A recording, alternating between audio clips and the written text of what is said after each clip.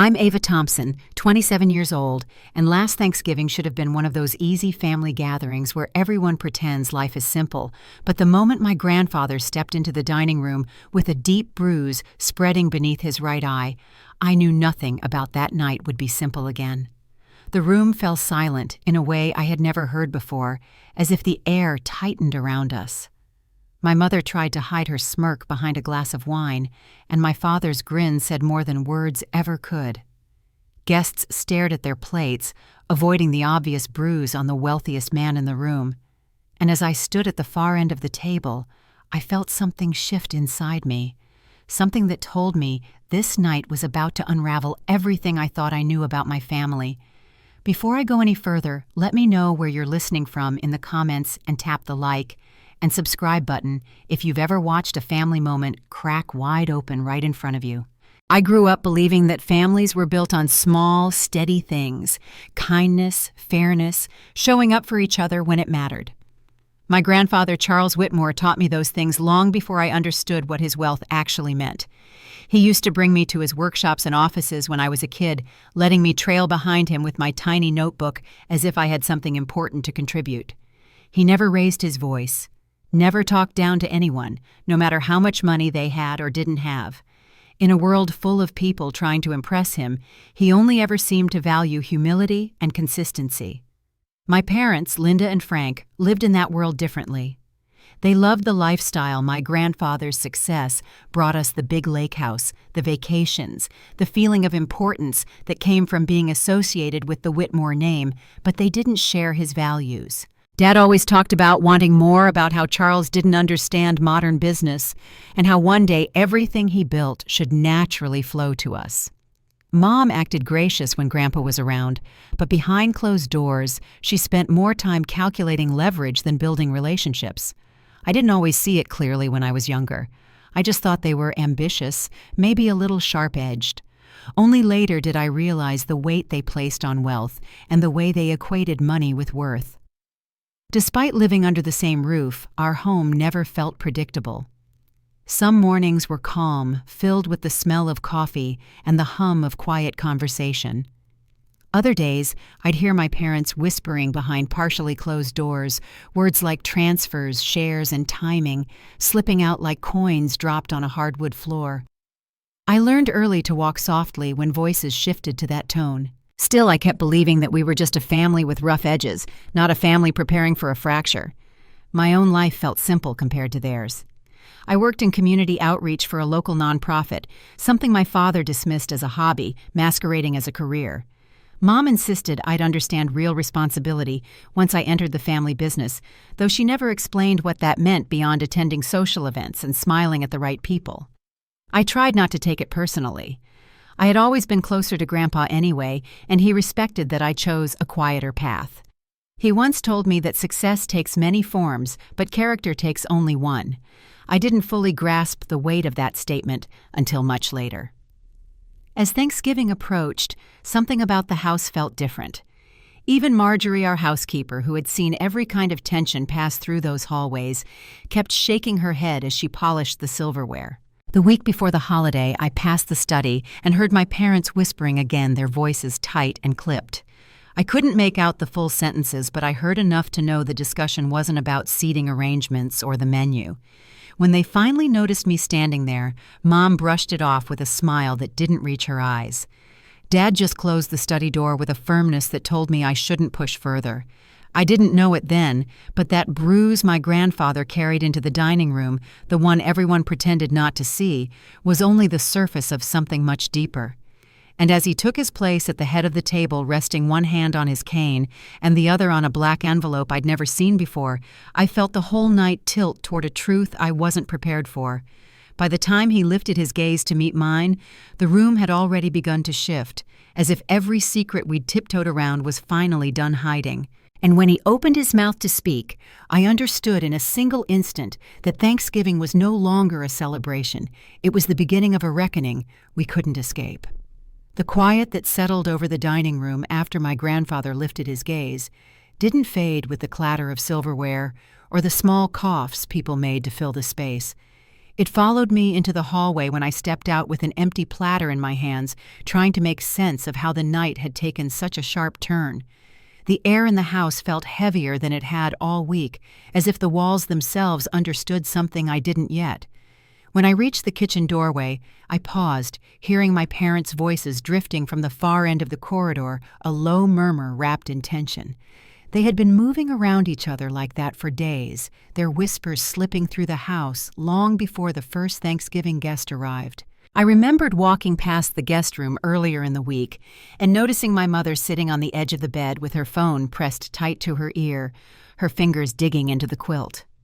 Words like shares, trust distribution, and timing floated out in a tone that didn't match the calm, polished way she greeted the decorators minutes later. My father's voice had joined hers soon after, softer, but edged with something sharp. When they noticed me standing in the hallway, their conversation shut down like a door snapping shut. They brushed it off, claiming they were discussing financial planning or end-of-year expenses, but the strain in their smiles gave them away. I tried to push it aside as holiday stress, but the signs only grew more noticeable. One night, 3 days before the dinner, I had woken to the sound of their voices carrying down the upstairs landing. I slipped out of my room and moved quietly until I reached their bedroom door, which was cracked open just enough for light to spill across the hallway. My father's tone was low, but every word landed with weight. He said he had checked call logs and found out my grandfather had contacted his attorney several times that week. My mother insisted there had to be a mistake, but her voice wavered in a way that made the hair on my arms stand. He told her it wasn't a mistake. My grandfather was revising his will. My mother's reply came out in a whisper, but it was clear enough. If he really planned to change everything, then they had to find a way to stop him before he finalized anything. I stood frozen in the hallway, my heartbeat loud in my ears. I had never heard them speak with that level of urgency, not even during the times when finances were strained in my early childhood. Hearing their voices now layered with fear and determination made me realize something deeper was happening, something that went far beyond ordinary family tension. The next morning, Grandpa arrived at breakfast wearing his usual composed smile, but there was a firmness in his eyes that hadn't been there before. He sat at the head of the table and asked Marjorie about the holiday menu. My parents played along, pretending nothing had shifted, but I could see the stiffness in my father's shoulders and the way my mother kept glancing toward the study door. Grandpa noticed too. At one point, he paused mid-conversation and looked directly at them. He didn't raise his voice. He simply said he hoped they remembered that greed always came with a cost. The room went quiet until my father forced a laugh and changed the subject. Over the next 2 days, tension pooled deeper in the house. Mom kept pacing the hallways, her phone pressed to her ear as she whispered about timing and deadlines. Dad spent long hours locked in the study, emerging with a sheen of frustration across his face. Anytime I walked by, they would silence their voices instantly. When I tried asking if everything was all right, they brushed me off with answers that sounded practiced and hollow. By Thanksgiving morning, the pressure inside our home felt like air before a storm. I sat by the living room window, watching guests arrive one by one, their cars lining the driveway, unaware of the quiet battle unfolding inside. My grandfather came down the stairs, dressed in a dark suit, his cane tapping lightly with each step. He paused beside me and laid a hand on my shoulder. His smile was gentle, but something about the slight tremor in his fingers made me look twice. I didn't notice the bruise then. Not until later that afternoon, when he stepped into the bright glow of the dining room chandelier, did the purplish mark beneath his eye appear clearly. It wasn't a faint shadow or the result of age. It was a bruise with a story behind it. Guests stared and then quickly looked away. My mother reached for her wine glass, swirling it with that same tight smile she'd been wearing all week. My father's grin was small but unmistakably proud, something I couldn't understand at the time. After Grandpa placed that black envelope in front of her, and the room dropped into that heavy, breathless silence, the dinner unraveled quickly. My mother's hand shook as she set down her fork. My father leaned back as if preparing himself for a confrontation he had already rehearsed. When Grandpa mentioned gratitude and the difficulty of being thankful when the people closest to you were the ones who caused the most harm, I felt the table shift. It wasn't just discomfort. It was the moment every hidden conversation in the house was forced into the open. But what stayed with me most was that earlier memory standing in the hallway listening to my parents discuss my grandfather's will. I had tried to convince myself I misunderstood that they were talking about something else. Yet as I watched the veins rise along my father's neck and the color drain from my mother's face, I knew the whispers had not been innocent. My grandfather had seen through them long before I did. He had understood the weight behind every favor, every request, every moment they tried to charm him. The bruise under his eye wasn't just a mark. It was the result of a choice he made when he refused to give them what they wanted, a choice that carried consequences he hadn't wanted me to witness. I sat there at the table, surrounded by guests pretending nothing was wrong, and realized that the tension in the house had been leading us to this moment all along. And as Grandpa's voice cut calmly through the silence, telling my parents that he knew what they had tried to take from him, I understood that the bruise was only the beginning of the truth he intended to reveal. When he turned toward me with steady eyes, I felt the room tilt again, preparing for a truth I wasn't ready for but could no longer avoid. And the next words he spoke would carry us straight into the moment everything changed.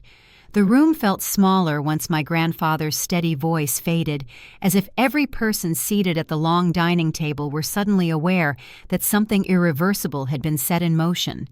My mother's breathing hitched, and she pressed her fingers to the edge of her napkin, as though anchoring herself to the table might slow whatever was coming next. My father's jaw tightened, and the confidence he had displayed earlier in the evening slipped beneath a thin layer of irritation he didn't bother to hide. I watched the bruise beneath my grandfather's eye catch the soft chandelier light, its dark color a reminder that this moment didn't begin at the dinner table but days earlier, behind the closed door of his study. My mother rose from her chair before anyone else could react, her voice low and strained as she asked him what he thought he was doing. Her tone wasn't loud, but it carried through the dining room in a way that made several guests shift uncomfortably. My grandfather remained still, resting both hands on the top of his cane while he held her gaze. He told her he wasn't doing anything that hadn't already been set in motion by their choices. My father leaned back in his chair, arms crossed, annoyance sliding into something sharper. He muttered that Grandpa was humiliating them without reason and demanded an explanation. Grandpa didn't answer him right away. He simply nodded toward the bruise under his eye and told him that some truths no longer needed explaining. I felt my chest tighten when he said that. The silence stretched long enough that even the candles along the table seemed to flicker more softly, as if the room itself were waiting. When I finally found my voice and asked my grandfather who had hurt him, he looked at me for a moment that felt longer than it was. Then he shifted his gaze toward my father. He didn't point or accuse. He only said that the answer to my question was standing right there in the room. My mother's reaction was immediate. She stepped forward with shaky conviction, telling Grandpa he was confused and twisting things that didn't happen. Her voice cracked slightly at the edges, and she kept glancing at the guests, as if hoping someone would interrupt or change the subject.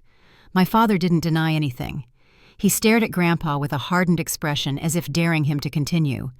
Grandpa's voice stayed even as he said the bruise wasn't from a fall or an accident. He explained that it appeared after he refused to sign over control of his companies and assets, something he had built from nothing over decades of long days and difficult choices.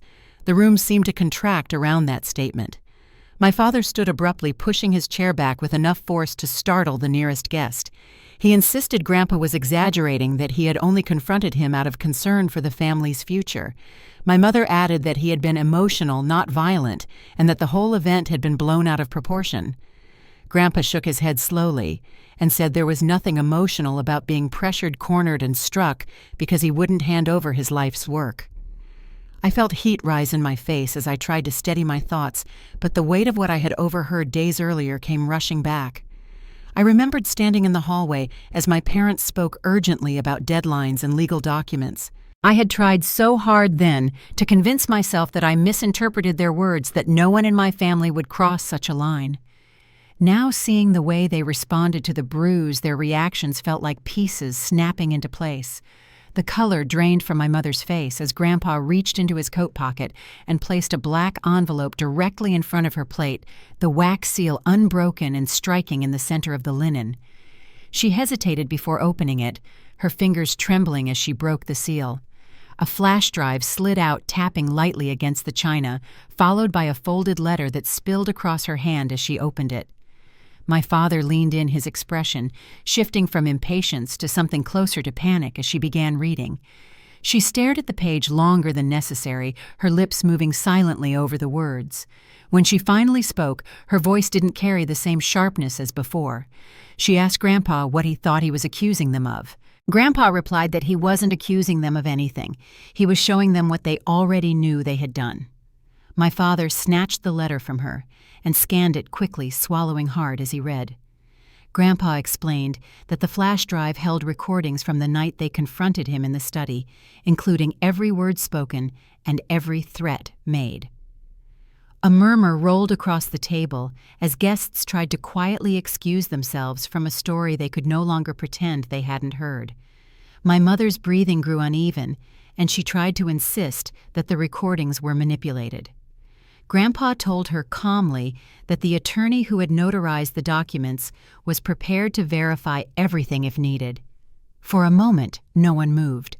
The weight of the proof sat in front of my mother, heavy enough to pull the evening down with it. I felt a sting behind my eyes, but kept my gaze on my grandfather, searching his face for something that would help me understand how long he had been preparing for this night. He turned toward me with gentle steadiness and said he hadn't wanted me to learn the truth like this in front of people who wouldn't understand the years that led up to it. But he also said there were times when the only way to protect someone you love was to let the truth step out from the shadows, even if it hurt. My mother tried once more to argue that Grandpa was overreacting, that no one would believe an old man's version of events without questioning his clarity. My grandfather's expression barely shifted as he replied that he didn't need anyone else to believe him. He needed me to see the difference between what was said behind closed doors and what was being said now that everything was out in the open. His voice softened when he added that he wished he could have shielded me longer, but my parents had made choices that brought everything forward sooner than he had planned. The guests began drifting from the dining room in slow, awkward movements, each of them whispering their farewells before slipping out the door. I stayed seated, the room spinning with quiet footsteps and fading chatter. Once the last guest crossed the threshold, my mother's composure cracked. She accused Grandpa of turning me against them, claiming that he had planned this confrontation to destroy the family. My father's silence said more than his words could have. He simply stood behind her, rigid and unmoving. Grandpa rested a hand on the table and told her that he hadn't turned anyone against her. Choices had consequences, and those consequences had led them to this moment. I looked at my mother, her eyes filled with something I couldn't name. I wanted to understand her, to find the place where she had once stood between us as a family.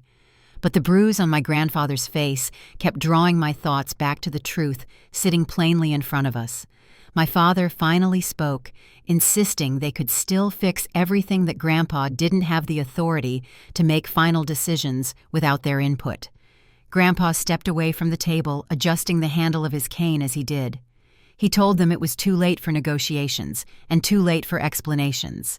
The documents had already been filed. The recordings were secured. The truth was no longer theirs to hide. The doorway behind them framed the dimly lit hallway, a stretch of quiet carpet and closed doors that held all the echoes of their whispered plans. My grandfather turned toward me, his voice low and steady. He said there were moments in every family when the truth stepped forward not to punish but to reveal. Tonight that moment had arrived for us. I looked down at the black envelope, its contents scattered across the white linen. And as I stood from my chair, I knew the night wasn't finished. The next part of the truth was waiting just beyond the dining room, in the same place where my parents had once planned in secret. And now that same space would hold the first real confrontation none of us had been able to avoid. The hallway outside the dining room felt cooler than the space we had just left, as if the house itself exhaled once the guests were gone. My grandfather walked beside me with a careful pace, one hand steadying himself on his cane, the other brushing lightly against my arm when the floor dipped.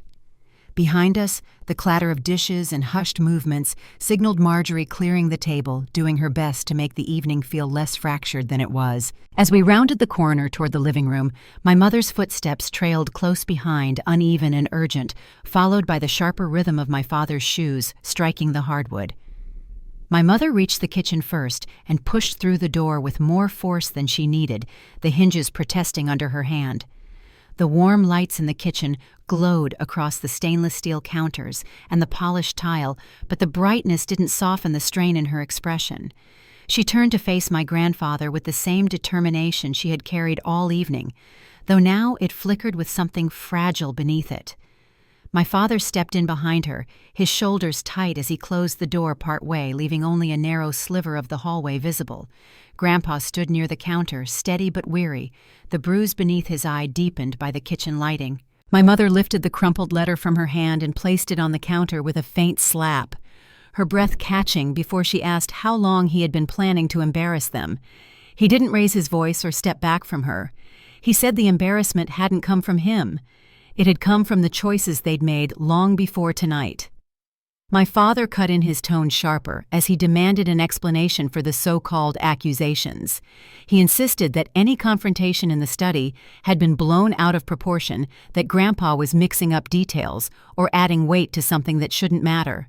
Grandpa lifted his chin slightly and told him that nothing about being struck in his own home was small or forgettable. He said the bruise was not a misunderstanding or a reaction taken out of context.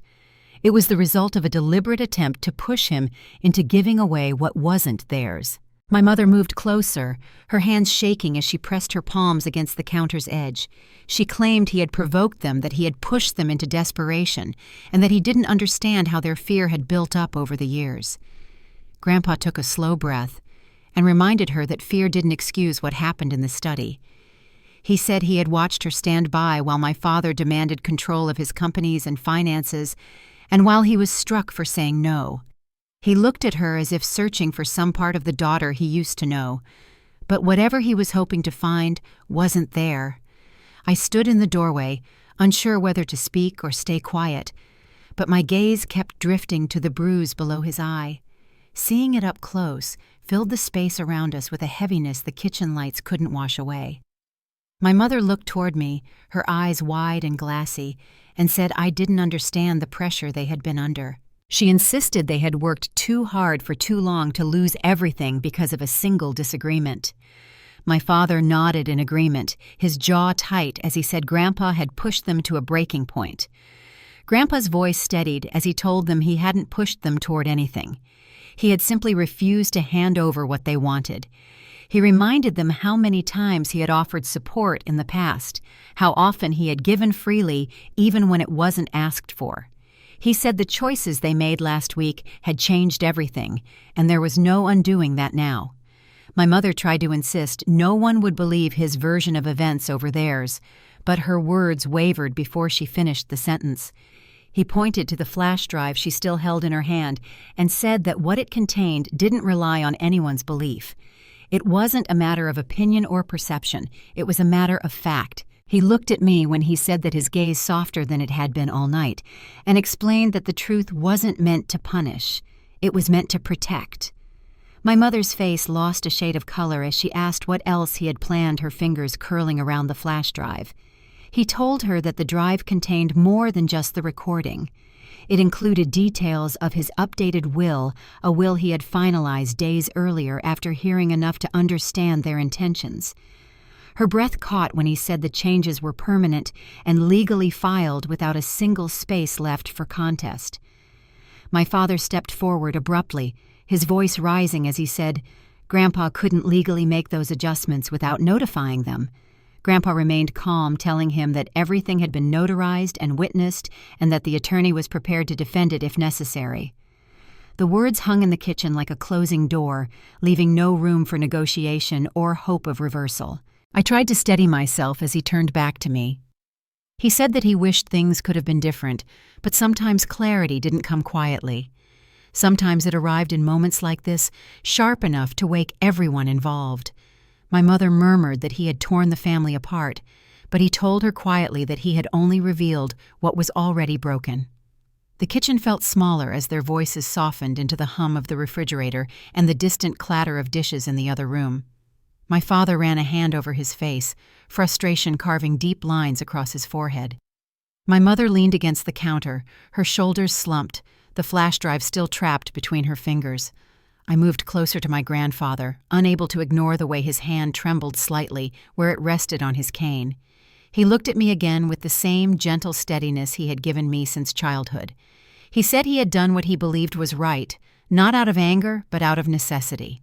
He didn't say what would come next, but the weight of his words made it clear that the worst of the evening hadn't passed yet.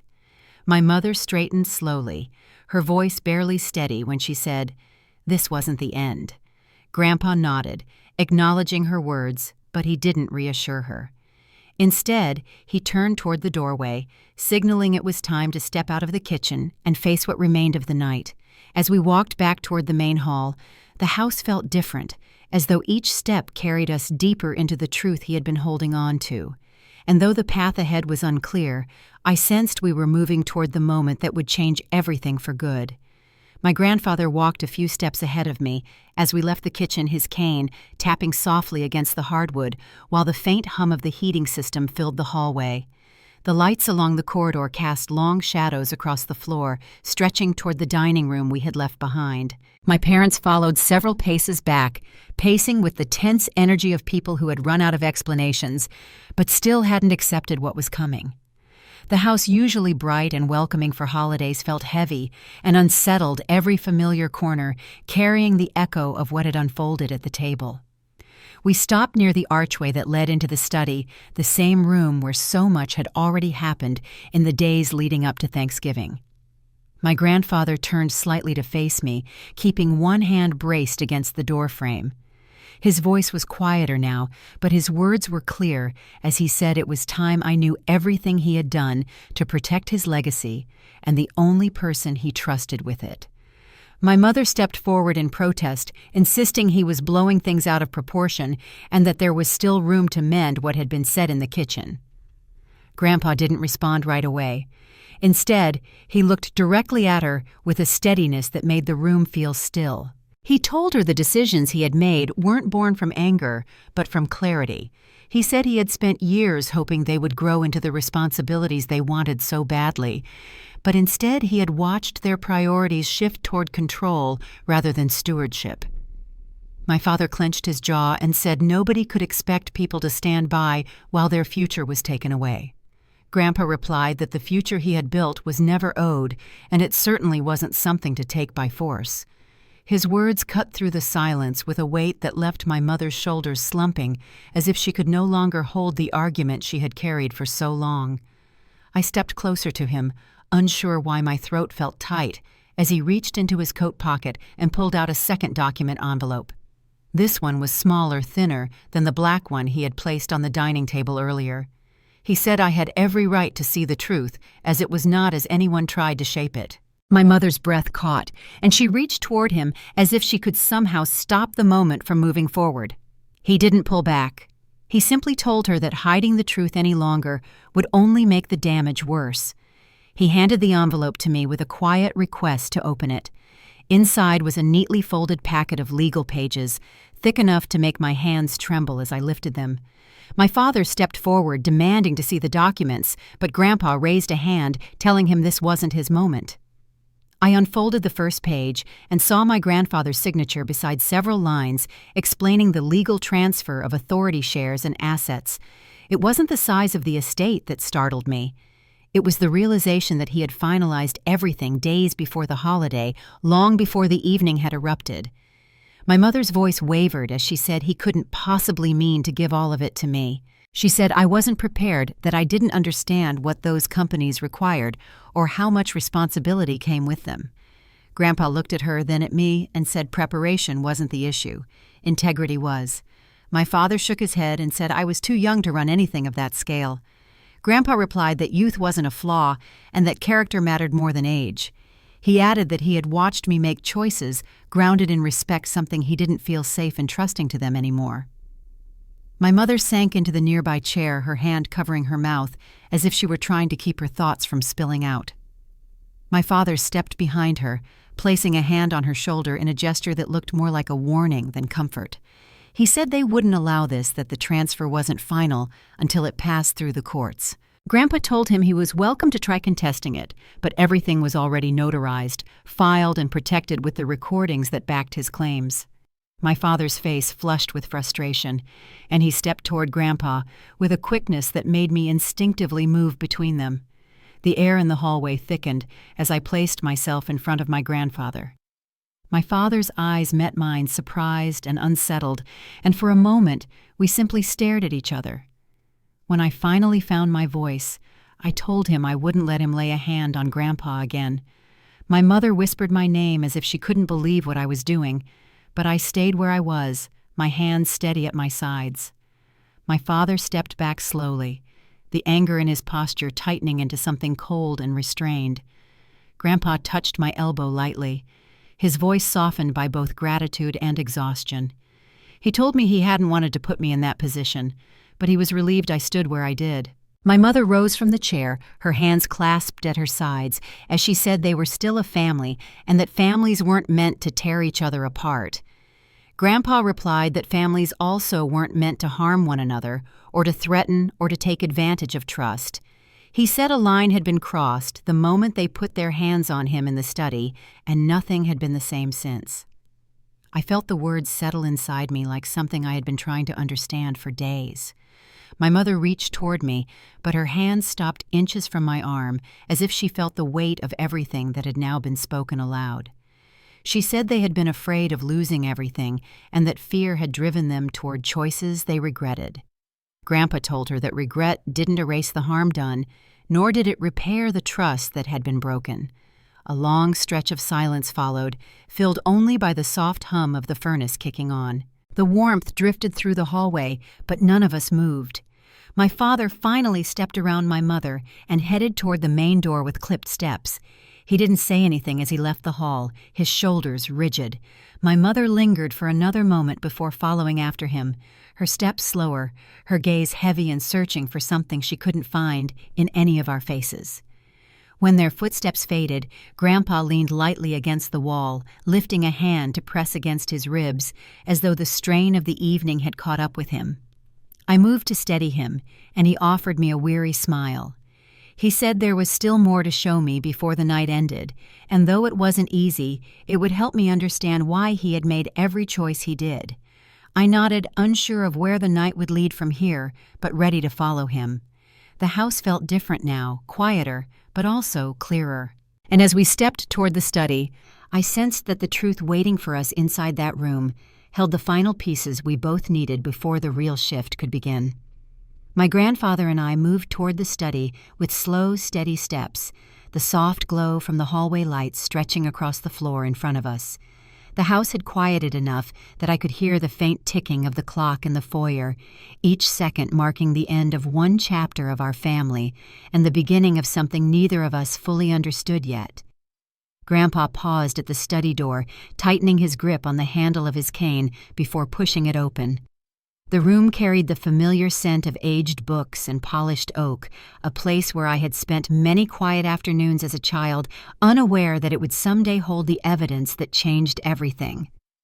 He walked to the desk and gestured for me to sit beside him. The laptop rested where he had left it earlier, its screen waiting for the moment he had been preparing me for since the confrontation began in the dining room. He opened a drawer, retrieved a small black USB stick with careful fingers, and placed it near the keyboard. He said he hadn't wanted me to see what it held, but he knew there was no other way for me to understand the full weight of what had happened in this room. I sat down slowly, the chair whispering against the carpet as I settled into it. He powered on the laptop, waited for the screen to brighten, and handed me the USB stick. The metal felt cool in my hand as I inserted it into the port, and a folder opened immediately on the screen. Inside were several video files labeled by date and time. Grandpa reached out and tapped the one from the night he had mentioned at dinner, the one he knew I needed to see first. The video opened to a dimly lit view of the study, the angle capturing most of the room, including the desk, the bookshelves, and the door. For a moment, nothing happened except the soft hum of the audio feed.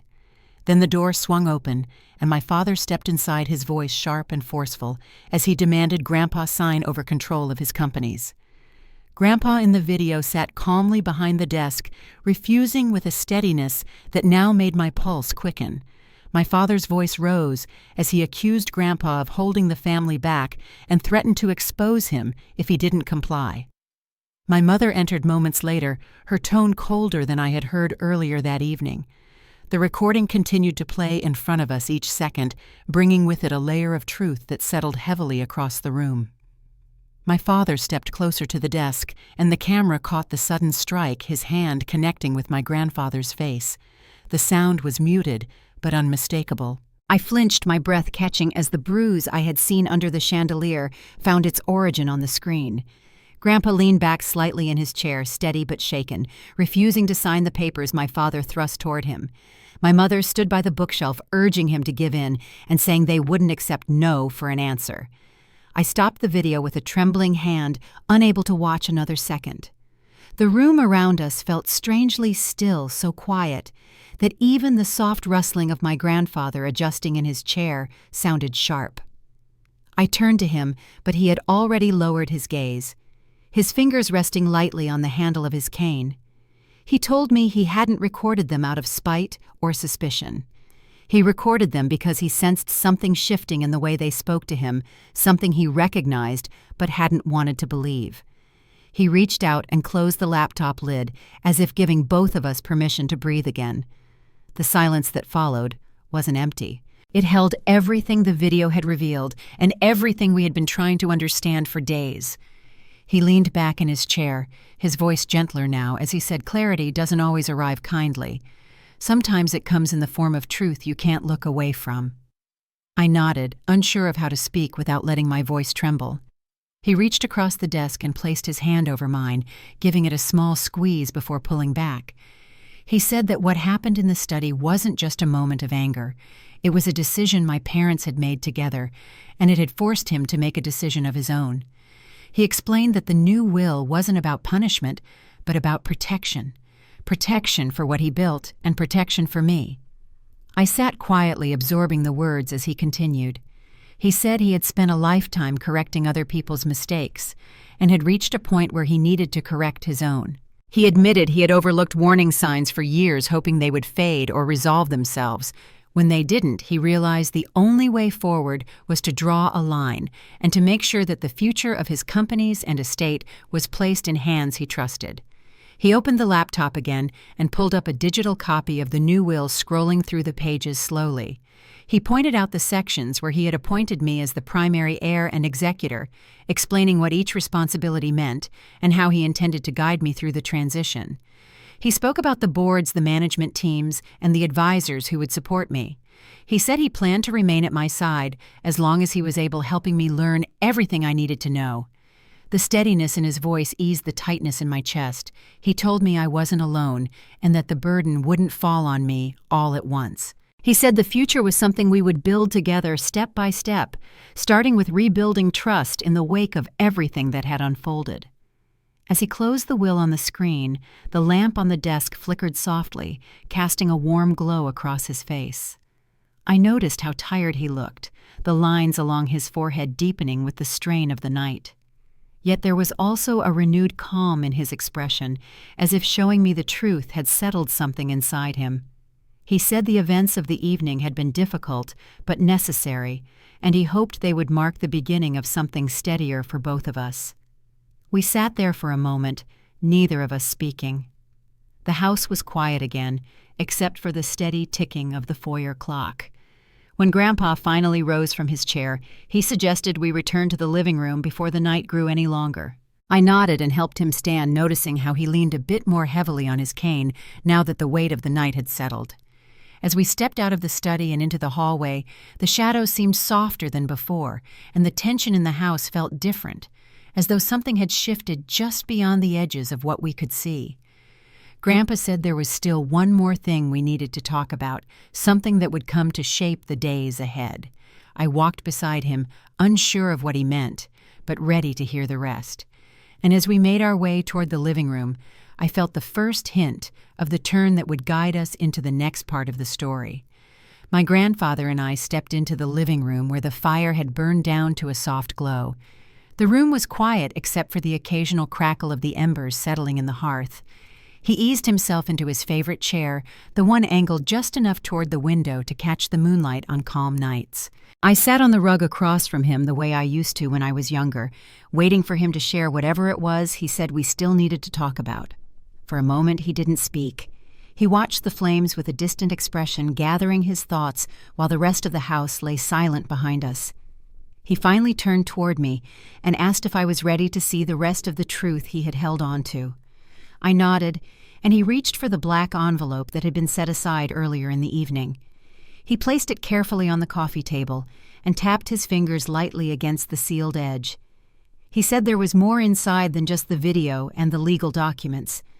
There were copies of statements, security logs, and digital timestamps he had gathered over the past week. He explained that once he realized my parents were pressing him into a corner, he knew he needed a record of everything, something solid enough to withstand the pressure he sensed was coming. He slid the envelope closer to me. Inside, I found printed pages showing access logs from his study, each marked with times when my father had entered without permission. There were also notes Grandpa had made about overhearing their discussions, reminders he had written to himself as pieces started falling into place. He didn't present them with anger or accusation. He simply laid them out the way he might have presented financial reports or yearly projections, calm, steady, complete. As I read through each sheet, he spoke gently about the choices he had made. He said he hadn't wanted their relationship to end this way. He had hoped that even if they disagreed about the future of his companies, they would still approach him with honesty. But once he heard the conversations outside his study door and saw how determined they were to push him toward signing away what he had spent a lifetime building, he knew he could no longer avoid a confrontation. The firelight flickered across his face as he talked, softening the bruise beneath his eye, as he explained how he had arranged everything with his attorney. He spoke about the steps he took to ensure that the will couldn't be challenged easily, that the recordings were stored in multiple secure places, and that every change had been processed through the proper channels. He didn't boast about it. He described it the way someone describes a necessary task, one they take no pleasure in but complete because there is no other path forward. When he finished speaking, he leaned back slightly, looking at me with the same steady gaze he had carried all night. He said the most difficult part of the entire process had been accepting that trust could be broken by the people who should have valued it most. He paused for a long, quiet moment before he added that I had been the only one to ask about his bruise out of concern, not curiosity or suspicion. He said that one question told him everything he needed to know about who was ready to carry the weight of the future. I didn't know how to answer. I closed the envelope gently and placed it on the table, the edges lined up neatly, as if that might help contain the night's events. He watched me with a tired smile and told me I didn't need to speak. He understood it would take time to process everything. He said he had lived a long life, long enough to know that truth often arrived in pieces, and each piece needed its own moment to settle. I moved to sit beside him on the edge of the sofa. He rested his hand over mine, giving it a gentle squeeze. The room felt warmer than it had earlier, quieter in a way that brought a kind of calm I hadn't expected to find so soon after everything that had unfolded. He told me this wasn't the end of anything. It was the beginning of rebuilding something he believed we could do together, as long as we moved steadily, one step at a time. The sound of the front door closing echoed faintly from the other end of the house. My parents must have left without saying anything else. For a moment, the silence that followed felt heavy, but Grandpa didn't seem shaken. He drew in a slow breath and said he hoped time might change their perspective someday, but he couldn't let that hope guide decisions meant to protect the future. We sat together in the firelight for several minutes, neither of us speaking. The night had taken us through more truth than either of us expected, and the weight of it settled gently around us now. Grandpa eventually leaned back in his chair, the tiredness evident in the way his shoulders dropped. He said tomorrow would bring its own set of tasks, meetings, calls, and conversations he would help me through. But tonight, he wanted to sit together and let the quiet remind us we had made it through the hardest part. I reached over and adjusted the blanket draped across his lap, smoothing out the edges the way he used to do for me when I was younger. He gave me a soft smile that held a sense of peace I hadn't seen in him all evening. He said the truth had its own way of setting things right, even when it arrived surrounded by hurt. The fire cracked softly as he closed his eyes for a moment, resting. I watched the way the shadows along the walls shifted with the light, the way the room seemed to breathe again. And as I sat beside him, I understood that justice hadn't come from anger or confrontation. It had come from the quiet, steady truth he had gathered piece by piece and the courage it took to let it be seen. When he opened his eyes again, he looked toward me with the calm of someone who had completed a long and difficult task. He said there was only one more thing left to face a conversation that would come in its own time when the house was full again next Thanksgiving. And as I listened to the fire settle, I sensed that the peace of this moment was just the beginning of what would arrive in the days ahead, carrying us toward the final turn of our story. A year later, the house felt different from the moment I stepped inside. The air was warm with the smell of roasted turkey and herbs, and soft voices floated from the dining room where familiar faces gathered around the long table. Grandpa sat at the head again, the fire behind him giving his features a gentle glow. He looked older, but lighter, as though the weight he carried last Thanksgiving had finally loosened its grip. I stood beside him, pouring wine for guests who had stood by our family for years, people who came with kindness instead of agenda. The quiet calm in the room made it hard to believe how much had changed since that night when everything fell apart. Halfway through dinner, a courier arrived at the door with a small envelope addressed to me. Grandpa watched as I opened it, his expression thoughtful. Inside was a short letter in my mother's handwriting. She wrote that she didn't expect forgiveness and didn't want anything from us. She admitted they had let fear lead them into choices that hurt everyone, and said she hoped time might soften the edges enough for us to understand they hadn't intended for things to go as far as they did. She ended the note by asking me to take care of Grandpa a line so simple it sat on my chest like a stone.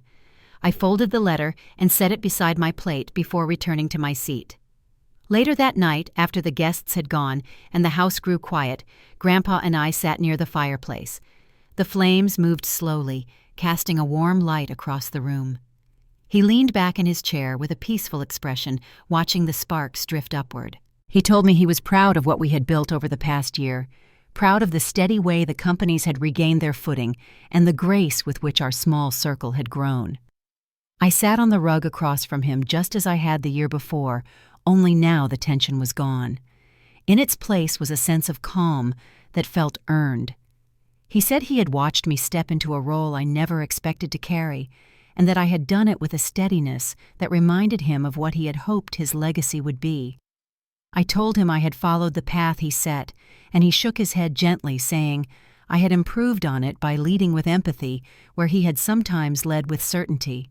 He looked toward the window where snow began to fall in slow, delicate flakes and said that life had taught him one truth over and over: money didn't decide who people were. It simply brought out what had been there all along. I listened as he talked about the years he spent building his company, the long nights and early mornings, the friendships forged along the way. He said he had always believed success was measured in what you could hand to the next generation, but now he understood it was just as much about who you chose to walk beside. He gave my hand a gentle squeeze and said that loyalty wasn't loud or showy. It lived in the quiet moments and the people who asked how you were when something looked wrong in the daughter who stood between him and a second blow. The fire settled into a low, steady glow as he leaned back and closed his eyes for a moment.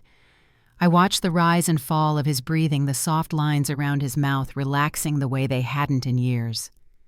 I realized then that this room, this moment, held more than the end of a difficult year. It held the beginning of a life built on something stronger than fear or entitlement.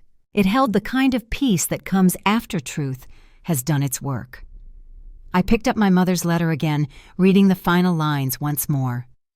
Grandpa asked if I planned to write her back.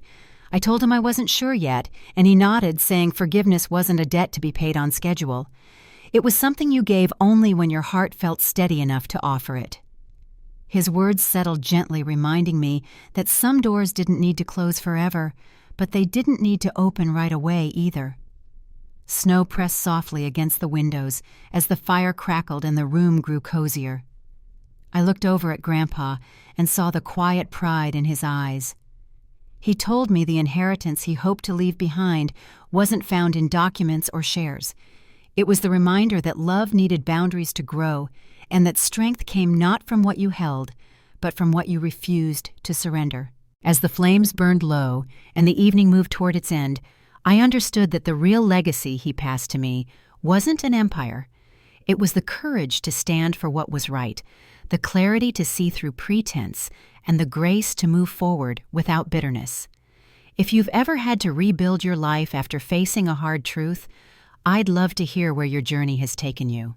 And if this story spoke to you, feel free to share your thoughts or follow along for more stories like this.